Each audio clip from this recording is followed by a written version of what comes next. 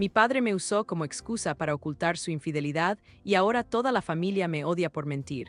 Hola a todos. No suelo escribir en estas plataformas, pero necesito soltar esto de mi pecho de una vez por todas.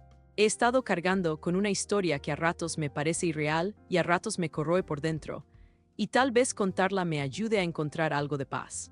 Me voy a referir a algunas personas de mi familia con sus nombres reales, al menos así me gusta pensarlos, aunque no me preocupo demasiado por ser reconocida. Llegados a este punto, necesito ser sincera, al menos conmigo misma. Advertencia, este relato es largo, muy largo. Ha sido un proceso de varios años y lo contaré con detalle porque siento que cada momento fue importante para llegar hasta la forma en que todo terminó. Si estás aquí con tiempo y ganas de leer una confesión íntima, ponte cómodo o cómoda. Si no, te recomiendo que guardes esto para más tarde.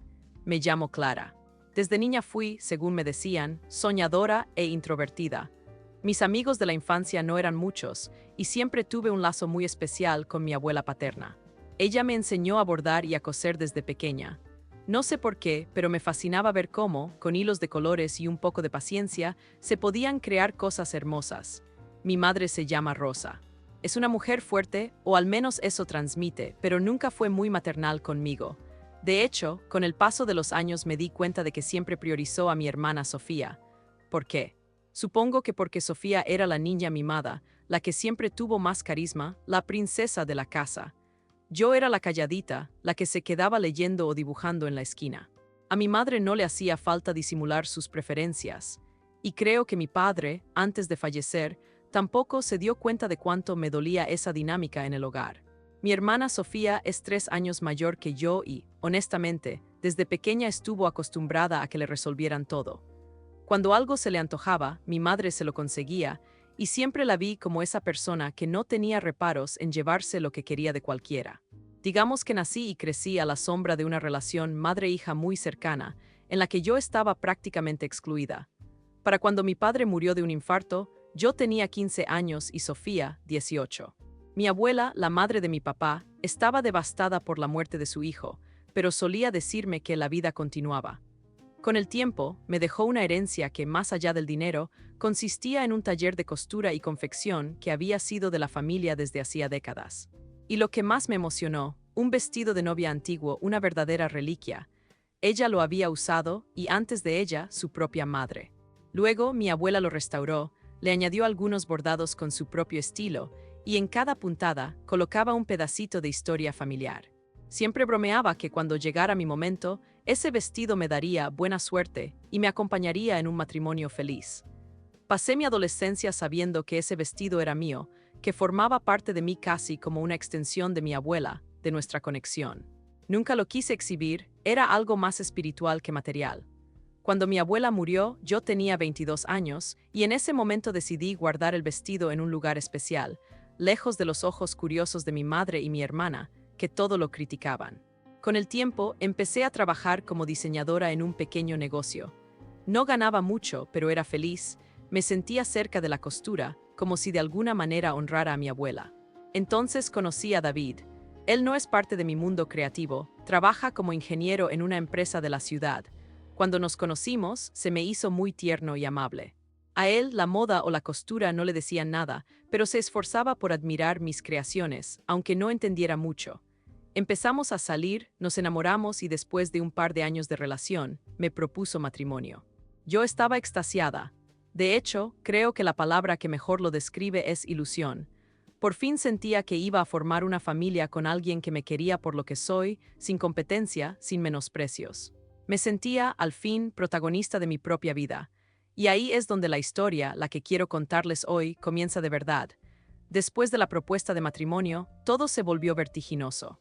Mi madre se enteró y ni siquiera me felicitó efusivamente. Me soltó algo así como: bueno, espero que estés lista para todos los gastos, esto de casarse no es un jueguito.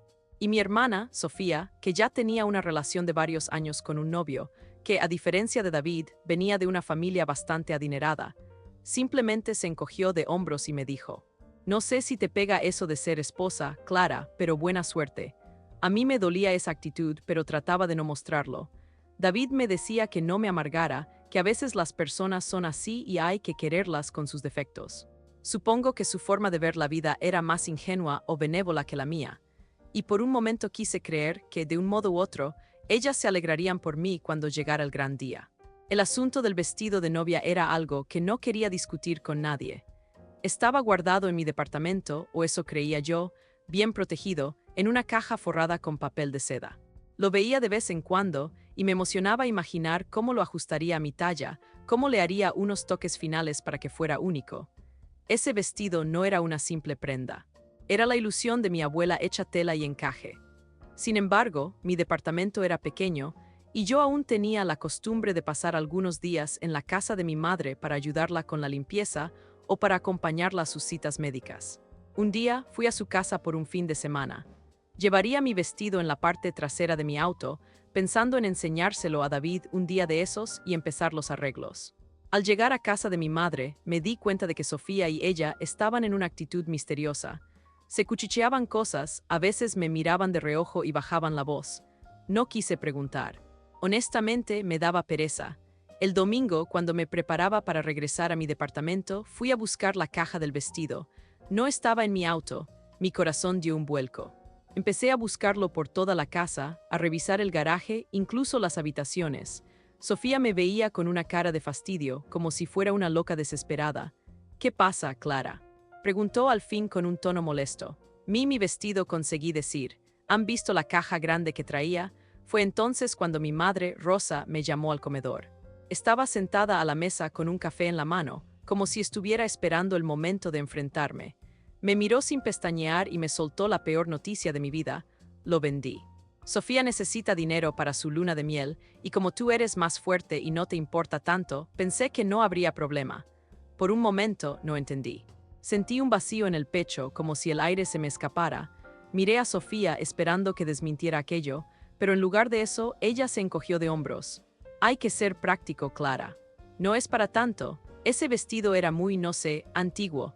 Hasta me agradeces luego porque podrás comprarte algo más moderno. Lo que siguió fue como una explosión interna en mi cabeza. Recuerdo que solté la primera lágrima en silencio, y eso pareció molestar más a mi madre que si hubiera gritado. No hagas un drama, me dijo, irritada.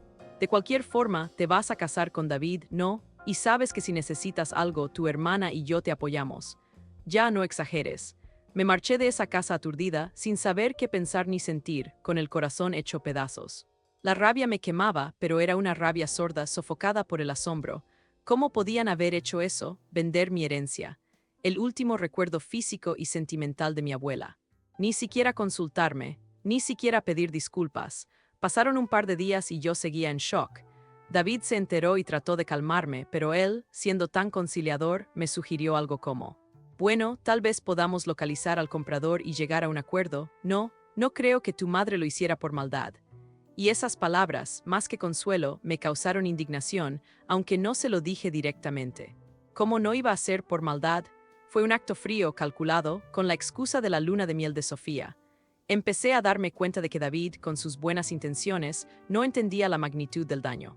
Intenté hablar con mi madre y mi hermana por teléfono, pero me rechazaban o me respondían con monosílabos. A la semana siguiente, David sugirió que fuéramos a cenar con mi familia porque, quizás hablando en persona, se aclaren las cosas. No tenía un buen presentimiento, pero pensé que tal vez era lo correcto. Aquella cena fue, para mí, el momento más humillante que había vivido hasta entonces. Mi madre y Sofía se dedicaron a burlarse de mi reacción. Sofía, con una copita de vino en la mano, me dijo delante de todos: «Ay, Clara, te pones tan dramática por un trapo viejo, ¿en serio lo consideras tan importante?». Mi madre añadió, casi riéndose: «Si no fuera porque está tan emocional, diría que lo hace para llamar la atención. Pero bueno, Clara siempre ha sido muy sentimental». Lo decían en un tono de mofa, como si fuera yo la exagerada, la histérica. Nadie se ponía en mi lugar. Mi prometido trató de defenderme tímidamente, pero fue enseguida acallado. «Por favor, David, no la alcahuetees. Si tuviera un poco más de determinación en su vida, no estaríamos en esta situación». Incluso hubo un momento en el que Sofía dijo algo como: «No sé ni siquiera si Clara se va a casar en serio. Toda su vida ha sido indecisa, y ahora me sale con que ese vestido era vital para ella». Me levanté de la mesa con el corazón golpeando en mi pecho. Sentía mis manos temblar de furia y vergüenza.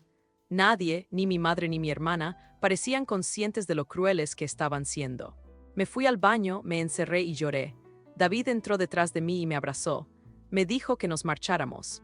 Y sí, nos marchamos, pero ellos siguieron en el comedor bromeando mientras yo me iba con la dignidad pisoteada. Esa noche en mi departamento me di cuenta de algo muy importante. No tenía el control de mi vida. Llevaba años cediendo, siendo la chica tranquila que no levanta la voz para no desagradar a su madre y a su hermana. Me había convertido en una mujer adulta que se culpaba a sí misma por no ser la favorita. Y por primera vez, vi con nitidez que si yo seguía intentando ser conciliadora, me iban a seguir pisoteando. Se abrió un gran dilema en mi mente. Lo dejo pasar, finjo que no ha pasado nada y me compro otro vestido cualquiera para mi boda. Me trago la humillación y sigo adelante con mi vida, intentando perdonarlas con una sonrisa. O les devuelvo el golpe. La semilla de la venganza empezó a germinar en mi interior. Siempre fui alguien que evitó los conflictos, pero el dolor que me causaron esa crueldad tan descarada, esa forma de burlarse de mis sentimientos, me despertó algo frío y calculador. Esa noche apenas pude dormir, con las imágenes de la escena del comedor dando vueltas en mi cabeza. Me sentí sola. David me parecía demasiado neutral, incapaz de pelear por mí. Mis supuestos amigos no entendían mi furia, algunos incluso pensaban que yo estaba exagerando. Me di cuenta de que, si yo no hacía justicia por mi cuenta, nadie lo haría. Y no hablo de justicia con violencia o malicia primitiva, sino de usar las herramientas que mi abuela y la vida me habían dado, mi inteligencia, mi perseverancia y mi paciencia. Pensé, si toda mi familia cree que soy débil, van a conocer una nueva versión de mí. Los días siguientes me sumí en un silencio calculado. David notó mi frialdad, pero yo le dije que solo necesitaba tiempo para procesar todo. No quería involucrarlo en lo que estaba tramando, porque honestamente no sabía si él tendría el coraje de apoyarme. Mi plan era tomarme las cosas con calma. No podía lanzarme a una pelea frontal, porque ya sabía que en esa dinámica, mi madre y mi hermana se hacían las víctimas y me dejaban mal parada. No, tenía que ser un golpe más sutil, legal y social. Quería que sufrieran las consecuencias de sus actos sin que yo tuviera que levantar la voz. Fue entonces cuando recordé el taller de costura familiar que mi abuela me había dejado. Por motivos que jamás quise indagar, mi madre, Rosa, había estado administrando ese negocio, a pesar de que, según decía el testamento, me pertenecía al menos la mitad. Yo no había hecho valer mis derechos antes porque, sinceramente, no me interesaba pelear por dinero. Pero ahora me venía a la mente que mi abuela tal vez habría querido que yo usara ese taller, y tal vez quería protegerme de la mezquindad de mi familia. Empecé a buscar los documentos que mi abuela me había dejado. Entre ellos encontré varios papeles, escrituras, facturas, contratos. Todo apuntaba a que la mitad del taller era mío, legalmente.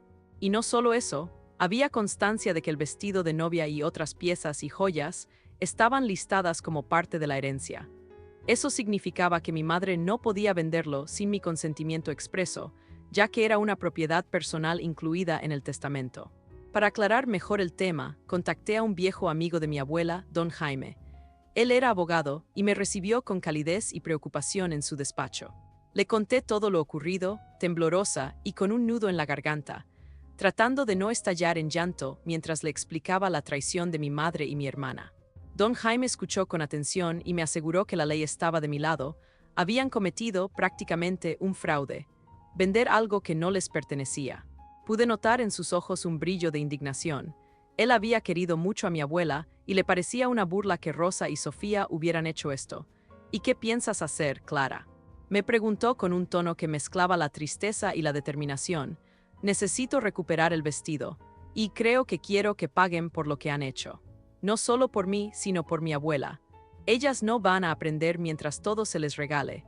Él asintió y empezó a explicarme los pasos a seguir, los documentos que debía firmar, la posibilidad de una demanda formal. Y algo que me llamó la atención. No solo podría reclamar el vestido y las joyas, sino también el dinero generado por el negocio que me correspondía y que mi madre había estado usando a su antojo, posiblemente para engordar los gastos de Sofía, como su boda y su luna de miel. El plan se iba dibujando en mi cabeza. Quería hacer que todo esto explotara en el momento perfecto. No quería una venganza violenta ni despiadada. Solo la revelación pública de sus acciones, para que quedara claro ante la familia y ante sus amigos quiénes eran en realidad. Y sí, quería recuperar mi vestido y lo que por derecho era mío. Mientras más lo pensaba, más segura me sentía. Ya no había marcha atrás. Estaba cansada de ser la hija sacrificada que acepta el rol de invisible. Ayúdeme a prepararlo todo, le dije a don Jaime con una determinación que hasta a mí me sorprendió. Pero necesito que ocurra en el momento más doloroso para ellas, en la boda de Sofía. Don Jaime solo me miró con una ligera sonrisa de aprobación y me dijo: «Tu abuela estaría orgullosa». Durante ese periodo cambié de actitud por completo. Fingía que todo estaba bien.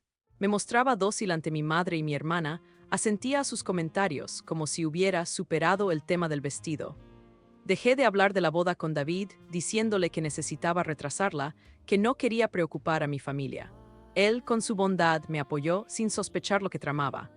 A decir verdad, ni siquiera yo sabía cómo se lo iba a decir a él, o si quería que estuviera presente cuando todo sucediera. Sentía que esta venganza era algo muy personal, una batalla que debía librar sola. En secreto, me la pasaba leyendo documentos y mensajes de don Jaime. Acordábamos citas con jueces y revisábamos todos los detalles. Por suerte, las redes sociales de Sofía y mi madre se encargaban de darme toda la información que necesitaba. Publicaban cada avance de la boda, cada compra, cada capricho. Así me enteré de que Sofía estaba usando parte de la herencia de mi padre para financiar su boda de ensueño, con la complacencia de mi madre. A la vez, aparecían fotos de su futuro esposo con Sofía en tiendas de lujo. Todo me daba náuseas, pero me mantenía en silencio. Lo que más me dolía en mi fuero interno era la pérdida de la conexión con David. Empezaba a sentir que nos distanciábamos porque yo me había vuelto hermética, y él no sabía por qué. Me preguntaba si estaba dispuesta a arriesgar mi relación por esta venganza. Al final, la rabia y la sensación de justicia prevalecieron. No podía echarme atrás. Pensaba que si David me quería realmente, lo entendería después. Ojalá. El gran día de la boda de Sofía llegó. Hasta donde yo sabía, sería una ceremonia grande, con cerca de 200 personas, en un salón de eventos con jardín. Habría orquesta, catering de primera y un show de fuegos artificiales al final. Habían invertido o malgastado cantidades ridículas de dinero, y mi madre estaba embelesada de que su hija favorita tuviera la boda perfecta. Yo llegué sola, sin David, porque le había dicho que me sentía indispuesta y que lo vería allí directamente. Me vestí con un traje sencillo y elegante, manteniendo el perfil bajo. Saludé a quienes reconocía con una sonrisa amable, como si nada pasara. Algunos familiares me preguntaban que para cuándo mi boda, y yo respondía con un encogimiento de hombros. Sofía se paseaba radiante, con un vestido blanco imponente. Ni siquiera me miraba, como si yo fuera una invitada más. Una hora antes de la ceremonia, me escabullí al fondo del salón, observando todo con una calma que me sorprendía. Tenía el corazón a 1000 por hora, pero me mantenía firme. Sabía que en cualquier momento, don Jaime y los funcionarios de la ley aparecerían. Habíamos acordado que llegarían con una orden judicial para paralizar cualquier activo relacionado con la herencia que Rosa y Sofía hubieran usurpado. El negocio familiar, la venta fraudulenta del vestido y los fondos de la herencia. Y de pronto pasó, vi a don Jaime entrar con 2 oficiales y un notario. Todo ocurrió tan rápido, pero a la vez tan lento en mi percepción. Avanzaron entre los invitados, buscando a la novia y a la madre de la novia. Cuando finalmente los interceptaron, en medio de la decoración floral y las sillas cuidadosamente dispuestas, Sofía y mi madre se quedaron lívidas.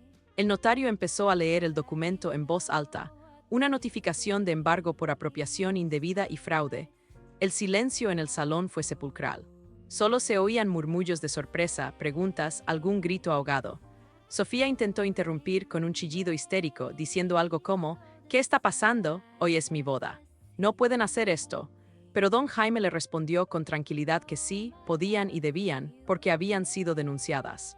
Mi madre exigía explicaciones, amenazaba con llamar a un abogado, pero don Jaime se identificó y le explicó que él era precisamente el abogado que representaba mis intereses. Como heredera legal del 50% del negocio y dueña legítima del vestido y las joyas vendidas sin autorización. La noticia cayó como una bomba. El prometido de Sofía se quedó pasmado, sin saber qué decir ni hacer. Un murmullo tenso corría entre los invitados. Alguien llamó a su celular para pedir explicaciones, otros se levantaron. La orquesta dejó de tocar. Fue como si el universo entero se congelara en un momento de total humillación para mi madre y mi hermana. Y yo no dije nada. Solo observaba desde un extremo, con el corazón dando saltos de adrenalina. Me sentía extraña, como si estuviera fuera de mi cuerpo, contemplando la escena. Por una parte, me dolía llegar a ese extremo. Por otra, sentía una especie de liberación. Después de toda la manipulación, la burla y la crueldad, allí estaban. Con la verdad aplastándolas frente a toda la familia, los amigos y la gente importante a la que tanto querían impresionar. No había ceremonia. No hubo un sí, acepto. Con esa orden legal, todo lo que habían preparado con el dinero fraudulento quedó en pausa. El juez, a través de esos funcionarios, exigía aclarar la situación de los bienes embargados. Sofía no podía usar ni un centavo de la herencia ni de las cuentas vinculadas. La fiesta se suspendió. La gente empezó a retirarse, algunos horrorizados, otros murmurando cosas sobre la codicia de Rosa. Podía ver la humillación en sus rostros. Mi hermana gritaba mi nombre buscándome entre la gente y cuando me encontró se me abalanzó llena de furia. «Clara, tú hiciste esto. Me arruinaste la vida, ¿por qué? Eres una maldita egoísta». Mi madre estaba pálida sin saber cómo defenderse. Fue ahí cuando hablé con una voz que ni yo reconocía. Solo estoy reclamando lo que es mío, y lo que ustedes me arrebataron sin preguntar, sin pensar en el daño que causaban.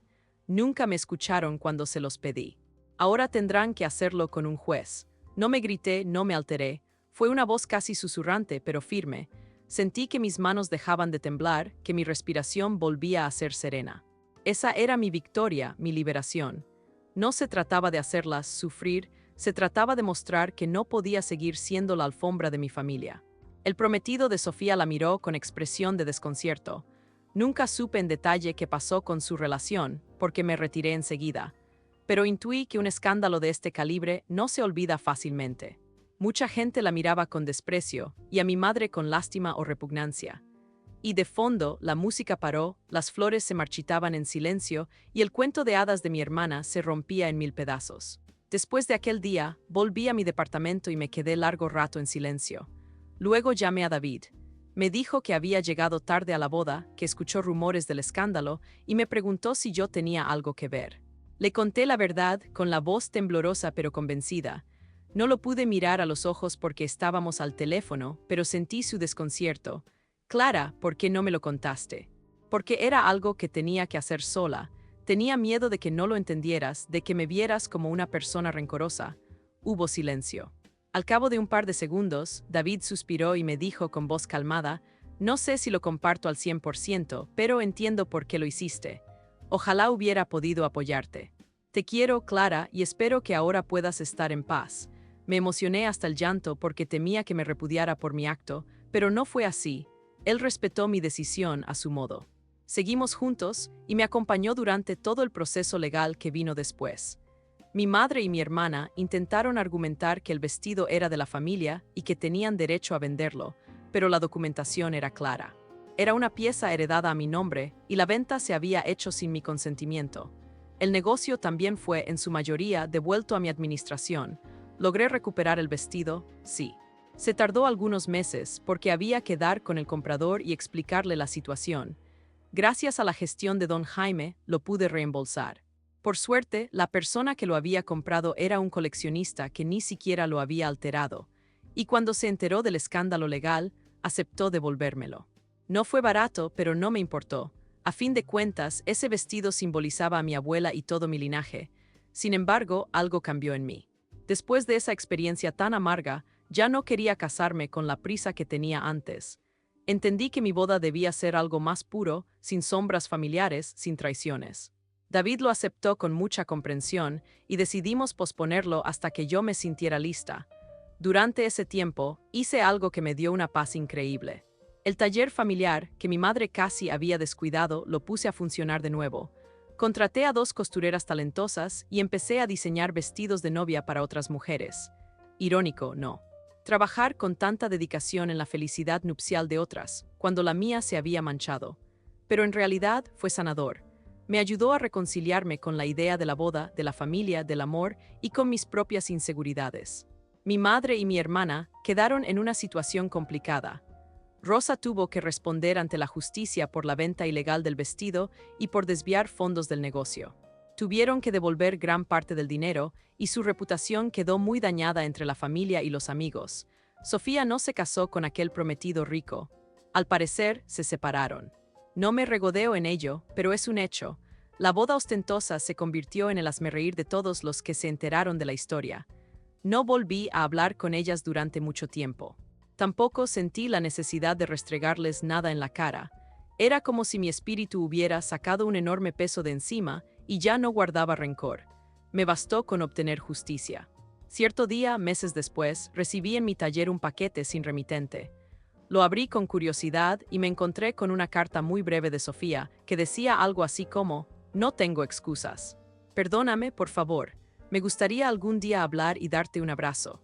Junto a la carta venían algunas fotografías antiguas de mi abuela y mi padre y un pequeño bordado que mi abuela había hecho y que Sofía tenía guardado. No sé si llegué a perdonarla por completo, pero sentí que el simple hecho de que me lo enviara significaba que de alguna forma recapacitó. Hoy en día vivo en un apartamento más grande. Tengo mi taller, que poco a poco va creciendo, y con David estoy dando pasos para planear una boda mucho más íntima y personal. El vestido de mi abuela lo restauré con un cuidado extremo. Lo rebordé donde hacía falta, incorporé algunos detalles modernos, pero mantuve su esencia. Lo tengo en mi cuarto de costura, colgado en un maniquí, y cada mañana lo miro y siento que me saluda. Mi abuela ya no está conmigo físicamente, pero cada puntada de ese vestido me recuerda su voz, sus consejos y su sonrisa. A veces me pregunto si ella habría aprobado mi manera de obrar, tan implacable. Imagino que sí. Cuando era niña me decía: «Nunca dejes que pasen por encima de ti. Sé como el hilo fuerte, el que no se rompe cuando tensa la aguja». ¿Fue una venganza? Sí, sin duda. Pero no me arrepiento. Aprendí que no está mal defenderse, sobre todo si han abusado de tu bondad y tu paciencia. No se trataba de destruir a mi familia, sino de poner límites y recuperar la dignidad que me habían arrebatado.